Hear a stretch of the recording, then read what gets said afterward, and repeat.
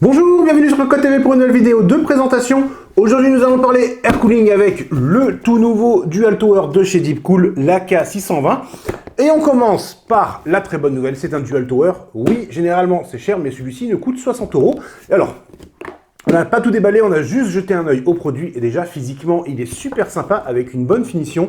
Et honnêtement, on est très agréablement surpris. Du coup, on a hâte de voir ce que ça donne au niveau de l'installation, des performances, de la compatibilité avec la mémoire, etc. Bref, la boîte, la voici. Nous avons une boîte couleur carton, on va dire, marron, avec un petit fourreau qui ne fait pas la totalité de la boîte. Alors, on a juste enlevé un petit sticker qui bloquait, bien entendu, quand on achète, ça ne fait pas ça. Alors, pour ouvrir, c'est très simple.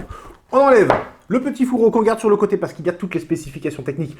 On n'a pas tout retenu. On peut déjà parler des ventilateurs de 120 mm qui sont de nouvelles références, qui vont tourner jusqu'à 1850 tours par minute maximum avec un minimum à 600 tours, donc une plage PWM assez large. Mais on a un petit trou de mémoire sur les débits d'air et la pression statique, ou bien encore la hauteur de 160 mm. Et ça, encore une fois, c'est une très bonne nouvelle. 160 mm, ça devrait donc rentrer dans de très nombreux boîtiers. Bref, nous sortons le bundle. Alors on va découvrir ce qu'il y a à l'intérieur, donc du carton avec, finalement, un sachet avec kit de fixation en gris, un petit tournevis, un adaptateur en Y pour les ventilateurs et un tube de pâte thermique. Alors, le kit de fixation en gris, ça ne nous dérange pas puisque généralement sur un Dual Tower, ça ne se voit pas. Et surtout, ce modèle fait quand même la part belle au gris. Donc bon, ça va avec l'ensemble. Et ensuite, nous sortons enfin le produit. Alors, pour gagner un tout petit peu de place, hop, on referme la boîte. Nous le voyons, l'AK620 est parfaitement protégé dans de la mousse. C'est original, avec des petites découpes sur le côté, histoire de ne pas appuyer sur les griffes en métal. Alors ça, je crois que c'est la première fois qu'on le voit, et c'est plutôt pas mal. Alors, on enlève les mousses. On enlève le petit carton qui protège au milieu, et nous avons enfin l'AK620. Et comme on peut le constater, en termes de design, c'est franchement pas mal. Alors, on peut déjà voir un petit défaut.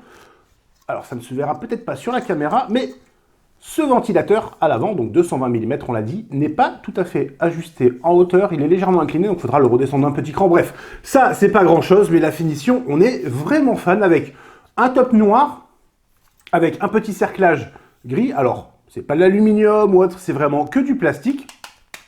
Mais ça rend particulièrement bien. Et la finition est très propre. Alors, les ailettes sont travaillées. Nous avons ce qu'on appelle à la ferme un aspect gaufrier, afin de maximiser la surface d'échange, de réduire les turbulences, etc. Au niveau de la construction, nous avons ensuite 6 caloducs qui sont nickelés. Et bien entendu, comme on peut le voir, on enlève. Hop là! On va le coller ici. Nous avons une vraie base, ce n'est pas du direct touch. Donc pour 60 €, c'est vraiment très intéressant. Il n'y a pas grand chose à dire. Pas de RGB, donc du coup, un peu moins de câbles forcément. Donc on le voit, nous avons nos câbles ici pour les ventilateurs. Et on va enlever un ventilateur, histoire de voir un peu à quoi il ressemble. Alors on tire doucement sur les griffes, ça s'enlève très facilement. Donc comme on peut le constater, nous avons une découpe à l'avant et à l'arrière au niveau des ailettes, afin de faire passer de la mémoire. On fera attention, bien entendu, forcément, avec de la petite mémoire, ça devrait passer. Par contre, après, il faudra éventuellement ajuster en hauteur, sachant que cette hauteur maximale, sauf erreur de notre part, est de 47 mm. Alors, on va jeter un petit coup d'œil au papier.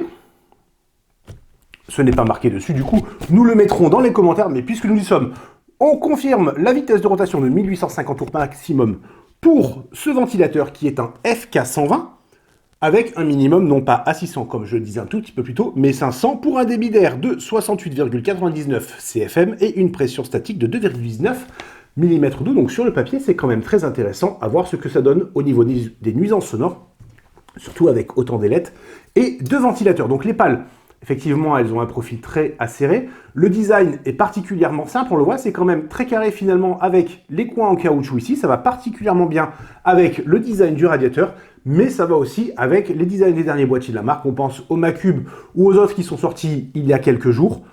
C'est un nouvel environnement, on va dire un nouveau style pour la marque qui a refait son logo il y a quelques temps. Et on aime énormément. Alors, on aimait bien la gamme Assassin, par exemple, bien entendu. Mais ici, C'est différent et c'est très très sympathique avec une jolie finition. Surtout pour le prix, on le rappelle, 60 €. Donc on verra ce que ça donne au niveau des performances très rapidement. En attendant, on vous souhaite à tous une très bonne journée.